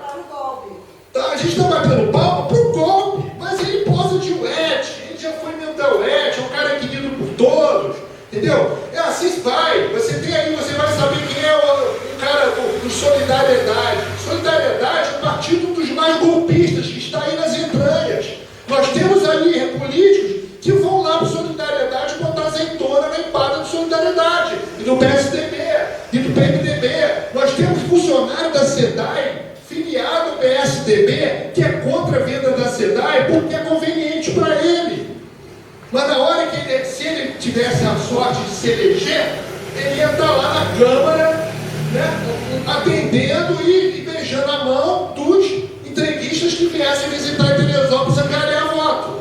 Então essa questão partidária não é indissociável dessa análise, é indissociável da luta da gente verificar de que partido, o que esse partido prega, o que esse partido conclui. Então é chamar essa atenção de ver a cara do sujeito, de que partido ele é, já dá a dica, né, do caminho que a gente deve seguir. Tá? Obrigado. A gente fica ouvindo assim, no final, o nome é Gabriela, eu sou professora no município, e a gente ouve, né, tudo que a proposta da Previdência traz a gente, e a gente vai juntando um aspecto no outro, e no final você se pergunta, será que eu entendi direito? Né? Porque é absurdo. Então vamos lá. Mulher, professora, servidora pública. Já tem 3 aspectos da pior coisa que pode acontecer, né? Então vamos lá. A gente entrou, quem está nesse panorama, que é o meu caso, depois de 98 e 2003, ou seja, já perdeu todo tipo de regra de transição possível. Aí, se você for trabalhar os 49 anos de fato, fiz minhas contas, devo me aposentar com 75. Para ter integralidade, que isso vai ser uma mentira. Por quê? Além da paridade. Você falou que a proposta é equiparar os regimes, né? Em termos de valor, não de existência, né? Ao regime do geral, que é o INSS, que tem um teto, que é 5 mil e pouco. Então, ao longo desses 49 anos que você vai contribuir, os seus triênios e as suas mudanças de nível não vão servir para nada, porque no final das contas você vai ter só o teto a receber. Então, não tem integralidade também depois de 49 anos, não. Então, é só para ver se eu entendi direito mesmo, né? Porque é muito absurdo. É isso mesmo, e para além disso, a gente está tratando da integralidade da média de todo o seu salário desde 1994. Então, essa média já é baixa demais, porque o que tem vigência hoje, você pega os seus 80% maiores salários e faz a média para ser sua base. O que eles querem pega a média de todo o seu tempo de contribuição, seu salário de contribuição. Então, por exemplo, se uma pessoa que começou a vida trabalhando como office boy numa empresa, carteira assinada, daqui a pouco ele subiu, ele era secretário, ele vai pegar todos esses salários e vai contar para rebaixar essa média. Então, rebaixa o valor-benefício nessas duas frentes. Primeiro, que pega uma média rebaixada, e segundo, porque você parte de 51% dessa média e mais 1% de contribuição a cada ano de contribuição. E falou da Lei Orgânica de Assistência Social, aí me ocorreu o seguinte, quer dizer, a gente está nesse caminho da privatização, né? A gente está na privatização da Previdência, na no caminho da privatização da saúde, né, com o plano de saúde para pobre, que a ideia é acabar com o SUS e entrar no plano de saúde para pobre, e também o que vai acontecer com a política de assistência, quer dizer, o tripé da Seguridade Social, é que a assistência social provavelmente vai se transformar ou na responsabilidade social, né, das empresas e na economia. Quer dizer, o panorama FHCista, né, que está diante dos nossos olhos, realmente é esse, a concretização da privatização do tripé da Seguridade Social no Brasil. É super lindo. Qual é o seu nome? Rita. Rita, só porque na minha fala eu foquei na Previdência Social. A questão é que essa reforma ela modifica muito também a assistência social. E uma das mudanças é aumentar a idade de possibilidade de recebimento do BPC, da assistência do BPC. E o que isso significa? Se a gente está vendo uma proposta que as pessoas não conseguirão se aposentar, as pessoas poderiam recorrer a esse benefício assistencial que vai ter uma dificuldade de acesso, porque se aumenta a idade e, para além disso, se desvincula do salário mínimo. A gente só tem que lembrar que, no que se refere ao BPC, o BPC ele vem da Seguridade Social, através da LOA, da Lei Orgânica de Assistência Social, ele somente é operacionalizado para o INSS. Ele não está dentro do INSS, que é uma coisa que, né, as pessoas esquecem e quem é do mal vai sempre colocar ali um veneno para que a pessoa que nunca contribuiu, né, ela perca mais ainda com o passar do tempo, que é isso que é a proposta do BPC. Ainda que o salário mínimo se mantenha, não vai ser mais em cima do salário mínimo que o BPC vai ser corrigido, segundo fora dele. Veja, eu costumo me referir a eles como uma facção do Jabu que assumiu o controle do Palácio Planalto. Assim, você tem a facção da ADA, a facção do Comando Vermelho, a facção do Primeiro Comando da Capital e a facção do Jabu, que assumiu o controle do Palácio Planalto em maio, um golpe de mão, e que tem que ser desalojado, né? Quer dizer, é necessário desalojá-lo. Mas assim, há uma concepção ideológica atrás disso, que é uma concepção oposta à que nós defendemos. Nós defendemos direitos universais e um Estado que garanta direitos universais. Eles defendem políticas focadas. O Estado tem que cuidar daqueles para quem o mercado não deu solução. Aqueles que não cabem no mercado, que não têm renda para acessar o mercado, para esse o Estado tem uma assistência social, uma escola pública de má qualidade, uma saúde pública que, com alguma boa vontade, pode usar esse nome, e tem uma previdência pública que o cara pode ganhar de meio salário mínimo a um salário mínimo, conforme a sorte. Para os outros, o mercado. Isso vale para tudo. Essa é a lógica, esse é o modelo. Né? Esse é o modelo. E a única forma de se passar um modelo desse igual abaixo é criar uma sinistrose. Veja, a gente não tem erupções vulcânicas, não temos terremotos, maremotos, tsunamis, não tem peste negra. Fizeram uma crise desse tamanho. Era necessário criar uma grande comoção nacional para conseguir passar isso muito rapidamente, porque em condições normais não passaria. Então, estou dizendo isso pelo seguinte: a crise não é uma fatalidade, a crise ela foi construída. Na ausência de bombardeios da OTAN ou de desastres naturais, a crise foi a forma deles conseguirem criar um discurso do senso comum de que o dinheiro acabou, tem que mudar, e emparedar a resistência do funcionalismo público com salários atrasados, enfim, com desemprego generalizado e tal. A crise é funcional para isso. E é uma reforma ideológica que tem por objetivo o Estado fazer políticas focadas e não mais um Estado com caráter universalizado.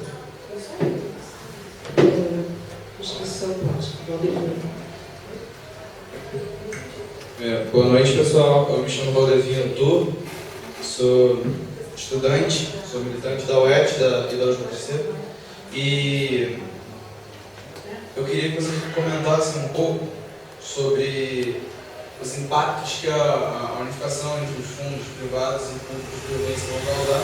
E eu tenho uma outra dúvida, que sempre me ocorre quando comentam, né, quando saem as notícias, coisas dizendo que determinados funcionários públicos receberam suas aposentadorias, outros não receberam. Eles não são todos do Reprev, por que alguns recebem antes e por que o governo tem o poder de deliberar sobre a ordem? Qual é a realidade disso?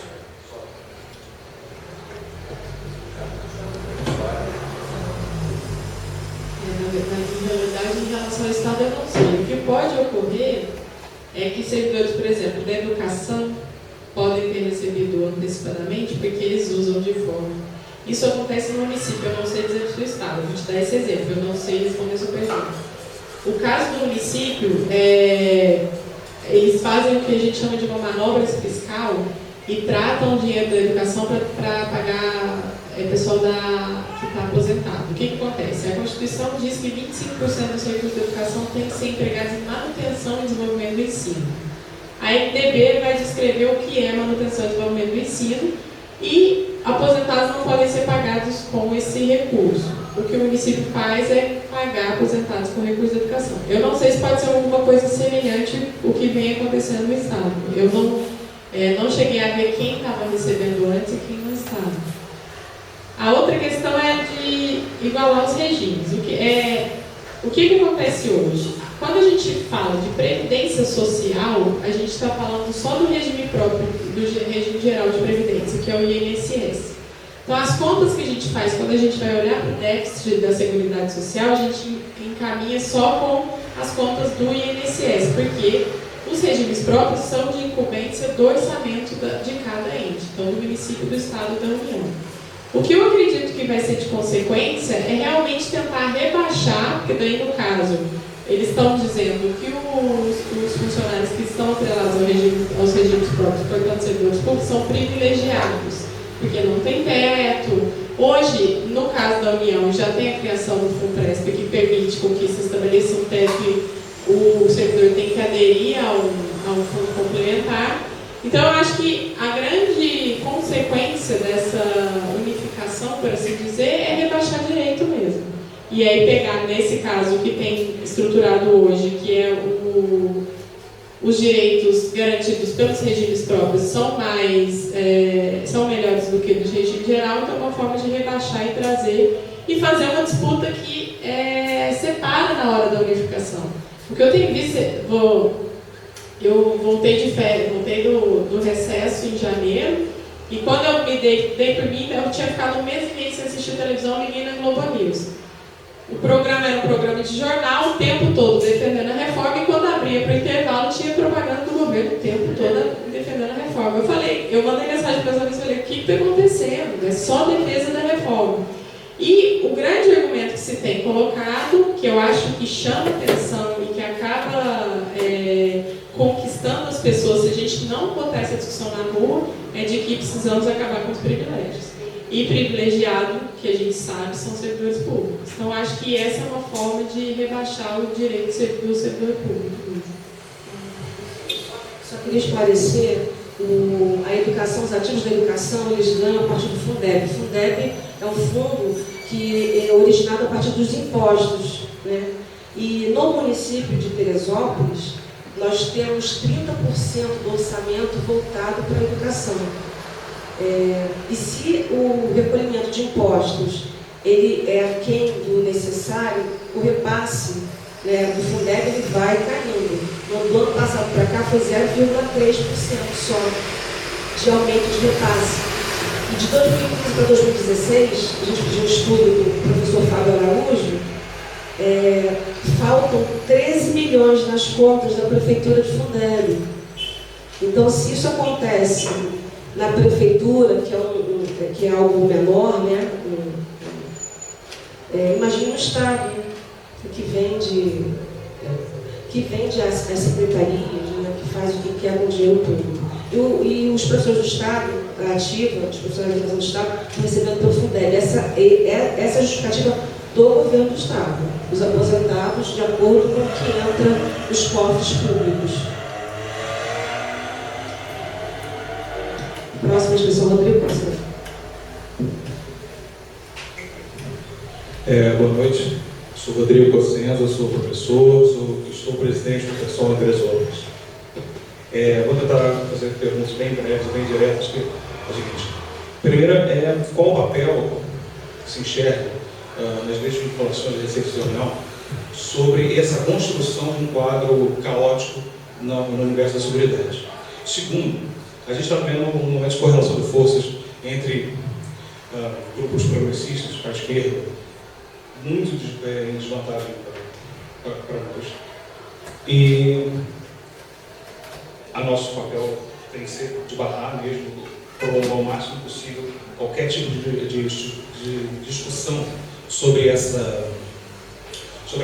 modelo de reforma que eu quero fazer, mas entendendo que a gente está num momento de correlação de forças muito complicado, qual é o tipo de contraproposta a esse tipo de coisa, fora barrar? Qual é o tipo de contraproposta que está sendo pensada, se é que está sendo, dentro do universo do campo progressista, socialista, comunista, de esquerda?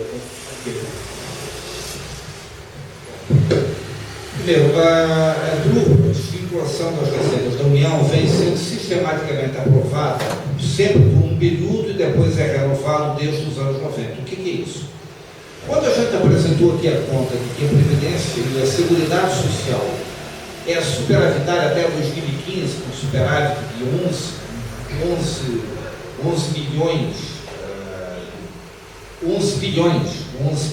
de reais, com uma arrecadação perto de 700 bilhões e uma despesa total de 688 e alguma coisa, nós estamos aplicando a interpretação da Constituição de 88. Acontece que estava em vigor um dispositivo que permitia ao governo desvincular receitas da União até 20% do total. Então, esses impostos vinculados à Seguridade Social, 20% deles poderiam ser desvinculados para outros objetivos. No caso de 2015, eu tenho um artigo que escrevi, que tem até cópia aí, o cálculo, isso deu cerca de 66 bilhões que foram desvinculados, ou seja, receitas que a Constituição previu para financiar a Seguridade Social foram destinadas a outros fins. E que outro fim é esse? É a sustentabilidade da remuneração da maior taxa de juros do planeta sobre a dívida pública. Dívida pública não é um bicho de 7 cabeças. Dívida pública em países normais é algo positivo. É você poder trabalhar com déficit fiscal, financiar esse déficit e usar isso para antecipar investimentos. Estradas, portos, aeroportos, rodovias, hospitais, escolas e diluir o pagamento no tempo. Em geral, essa dívida pública é remunerada a uma taxa muito baixa, que geralmente fica próxima à inflação. Tem países onde ela é inferior à inflação. Japão, Estados Unidos, a inflação é maior do que a remuneração dessa dívida pública.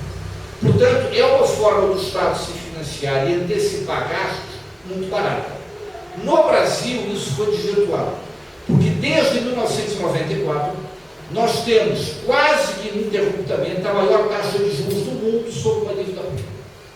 Sobre uma alegação de que há uma insegurança com relação à solvência e, portanto, o mercado só aceita taxas mais altas, o que é mentira. A nossa dívida pública, como proporção do produto interno bruto, não é alta, é de cerca de 66% do PIB, a dos Estados Unidos é mais de 100%, a do Japão é 230%, a da Grécia é 320%. Então, essa alegação é falsa. A outra alegação é: tem que fazer isso para controlar a inflação, senão a inflação dispara, o que é uma outra mentira.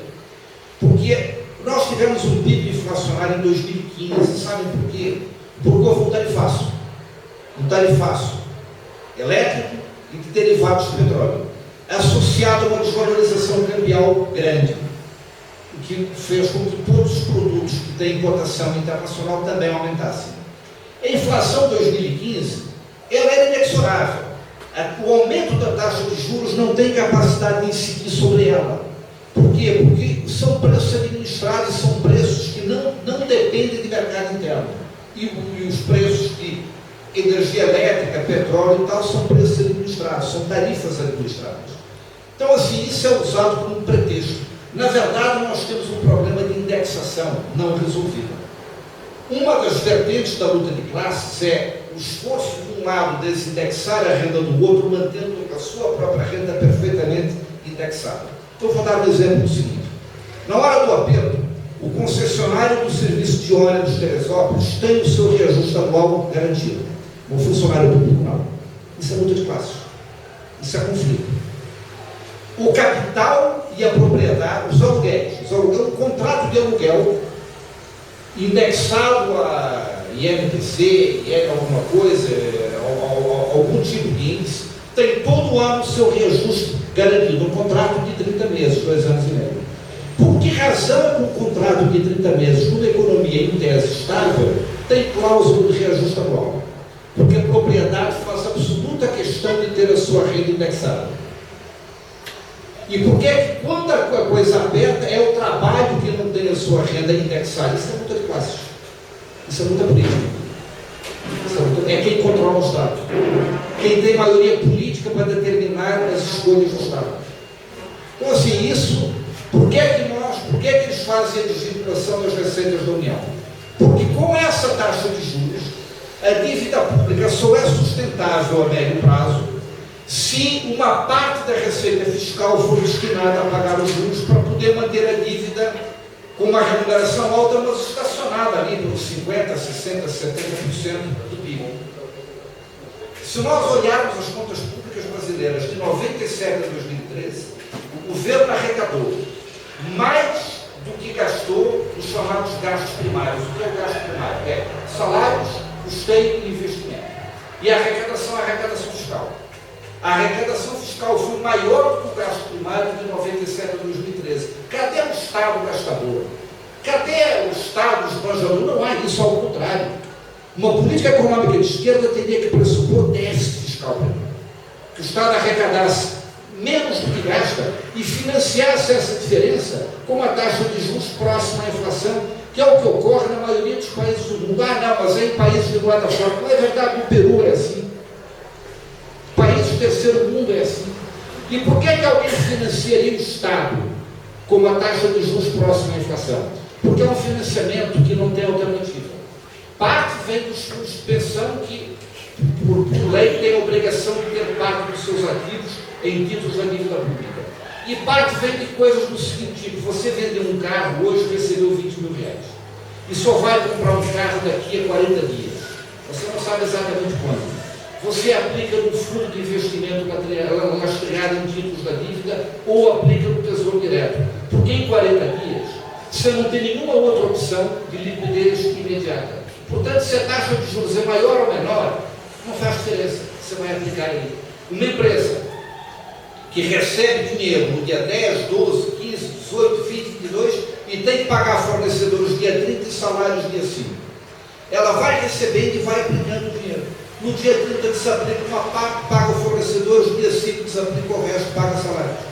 Se a taxa de juros é maior ou menor, a empresa vai aplicar menos jeito, ela não tem outra alternativa. Ela não pode jogar na bolsa, ela não pode buscar outra coisa, porque é o chamado dinheiro de curtíssimo prazo, que no agregado é responsável pela maior parte do financiamento da dívida pública. Portanto, é mentira dizer que a dívida pública não é que tem um cara lá que controla a dívida pública e só vai emprestar se a taxa for X. A dívida pública é financiada por milhares de agentes econômicos, milhões de agentes econômicos. E como é uma dívida, como são aplicações de liquidez diária, o cara pode aplicar hoje e, se precisar, daqui a 3 dias desaplica. Nenhuma outra aplicação financeira que dá essa possibilidade com algum nível de rentabilidade. É por isso que o japonês empresta dinheiro ao governo para receber menos do que a inflação. Um americano empresta dinheiro ao governo para receber menos do que a inflação. Por quê? Porque não é investimento de longo prazo. O cara não está pondo as economias dele ali para o futuro, ele está pondo ali um giro, capital de giro, o dinheiro que ele não precisa hoje, mas pode precisar daqui a 15 dias, um mês e meio. Então, assim, a sustentabilidade dessa taxa de juros precisa que o Brasil volte a gerar superávit primário, que não gerou em 2014, 15 e 16. Então, para isso, eles estão fazendo esse brutal arroxo. É para manter uma taxa de juros fora do código. Mais alguma pergunta, gente? É porque já são 8h19. A gente pode ter um teto aqui até 8h45. Léo, 3 minutinhos? 2 minutinhos? Vou economizar das outras. É o seguinte, existe uma... Eu gostaria que alguém me explicasse, talvez seja você, qual o impacto na economia, né, causado pela paralisação, pelo efeito lava-jato nas grandes empresas de infraestrutura. Tá? Porque existe uma tese em que houve exemplos em que empresas corruptas americanas punissem o funcionário, mas as empresas continuam trabalhando servindo para o governo. E aqui, atendendo de repente a uma tese, né, de manipulação geopolítica, o que se faz? Você aniquila as empresas nacionais para poder chamar a mão de obra que está ociosa no exterior e você aniquila, né, a capacidade de mão de obra nacional. Alguma coisa nesse sentido que eu citasse. Obrigado. Olha, eu não sei se é intencional, mas o efeito é esse, e evidentemente assim, a Odebrecht não cometeu crimes. Quem cometeu crimes foram os executivos da Odebrecht. A Odebrecht é um patrimônio da família Odebrecht, mas é um patrimônio brasileiro. Ali tem um volume de capital, de conhecimento técnico e 150 mil trabalhadores que são importantes. O Brasil tem duas coisas fundamentais que poucos países do chamado terceiro mundo têm. Uma indústria de construção civil pesada, que não apenas consegue dar conta de todas as obras internas, mas consegue disputar obras de grande porte lá fora. E um banco, BNDES, uma agência de fomento, que tem capacidade de financiar isso.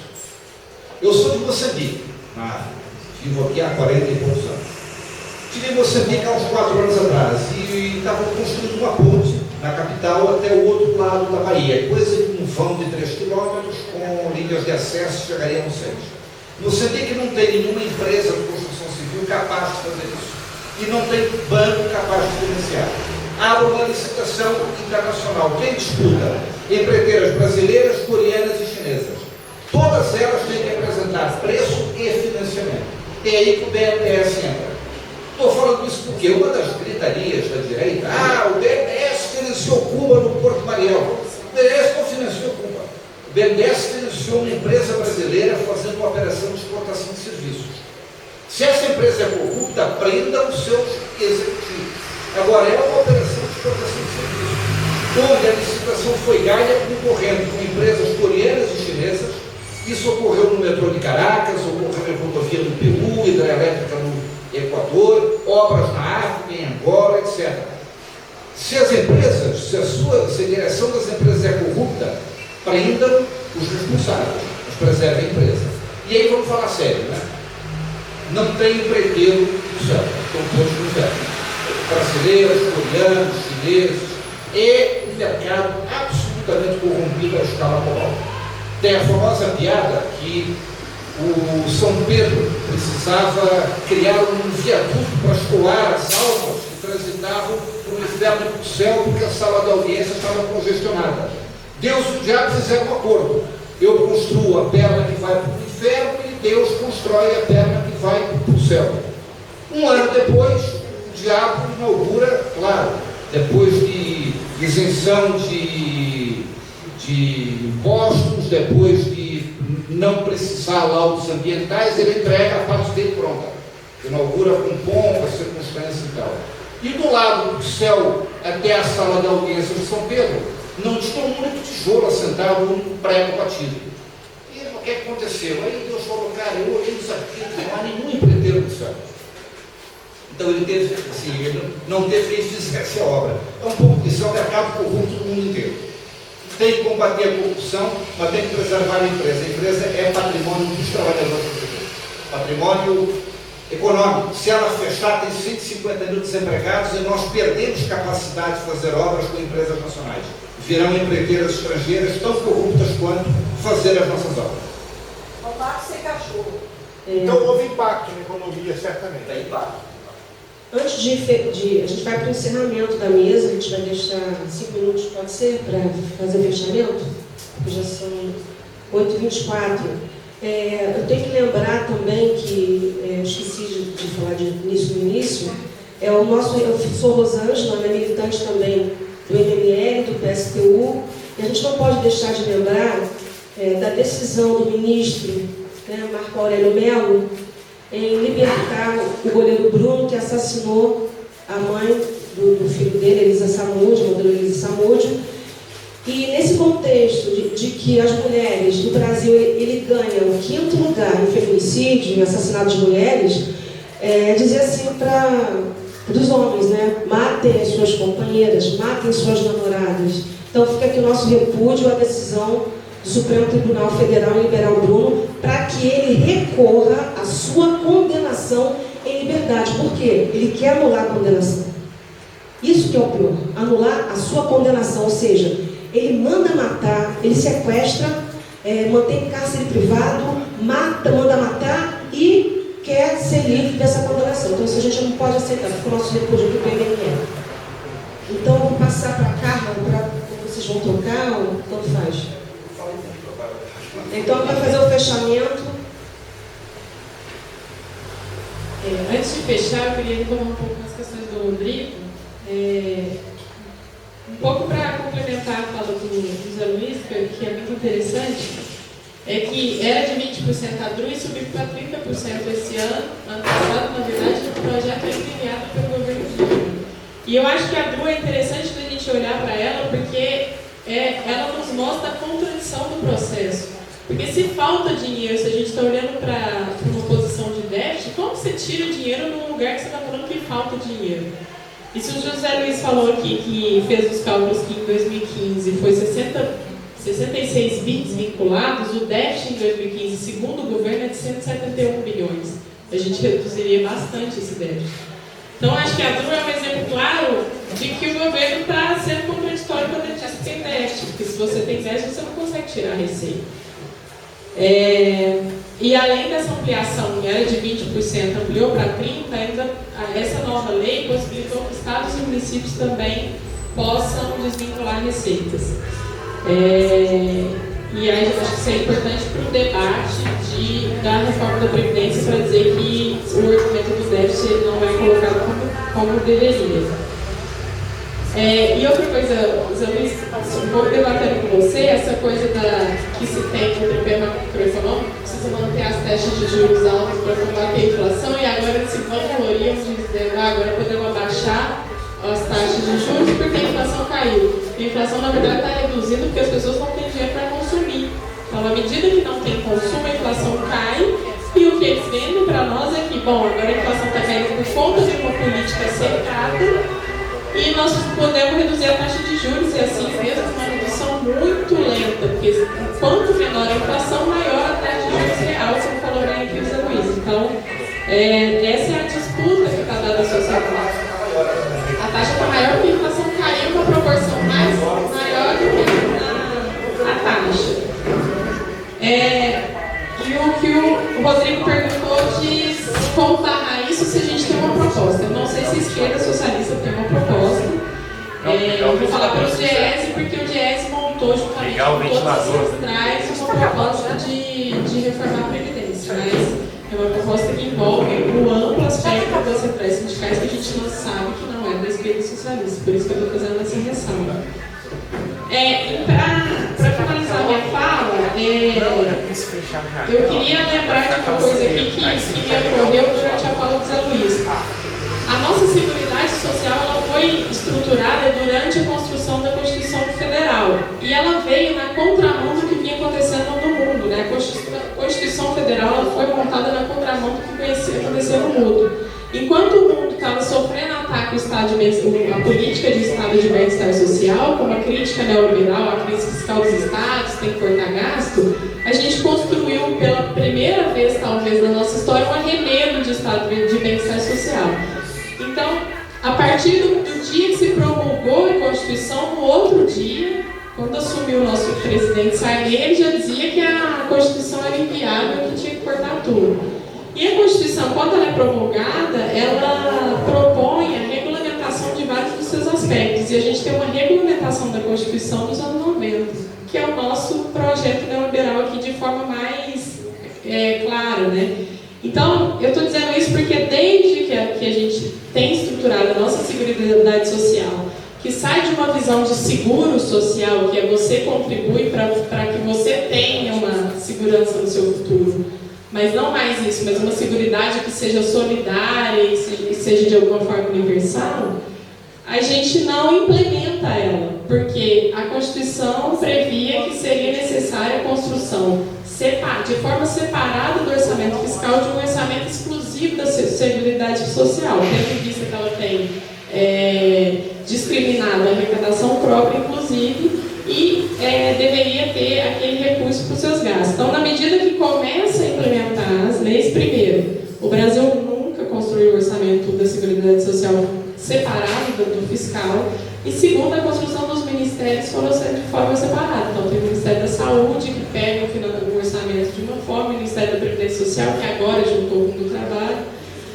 Então, essa disputa, como falou Zé Luiz, essa disputa pela ou implementação real dessa seguridade ou seu desmantelamento, ela vem desde antes dos anos 90, mas pensando na promulgação da Constituição, desde os anos 90. Então, se a gente não conseguir construir essa resistência de forma unificada e que consiga realmente entrar no embate, a gente vai ter finalmente essa derrota colocada para a gente. Então, acho que é importantíssimo que as pessoas que estão aqui, a colega falou que a gente tem poucos gatos pingados, mas a gente tem a possibilidade de ser multiplicadores da informação de alguma forma. E aí também estou lá no CEP à disposição, porque a gente precisa estudar junto, porque eu acho que o ataque está vindo, a gente já perdeu um pouco com a aprovação da PEC 241 e a gente tem que tentar conseguir barrar essa PEC 287 agora. Obrigada, gente. Bom, eu queria agradecer a atenção de vocês, o convite, estou à disposição para voltar aqui sempre que for possível, que vocês achem que posso ajudar. Eu tenho escrito sobre esses assuntos, quer dizer, sobre cada um dos temas aqui, eu escrevi artigos sobre isso. Então, uma página que eu tenho na internet, é muito fácil, é www.joseluiz Fevereiro, só que é Luiz com S, não é com Z não. Tá? José Luiz Fevereiro. Está no Facebook, tem uma página também, eu sempre publico textos lá.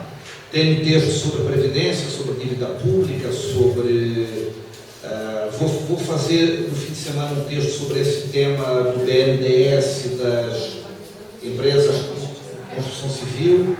Tem texto sobre crise econômica, por que Levi e Meirelles quebraram o Brasil, quer dizer, a funcionalidade da crise para o projeto de reforma deles, né? Então tem tudo isso, tem artigos escritos que vocês podem acessar, podem imprimir, podem divulgar, podem usar como quiser, não precisa dar crédito, usa, porque se for útil para explicar para as pessoas como funcionam as coisas, pode usar sem problema nenhum.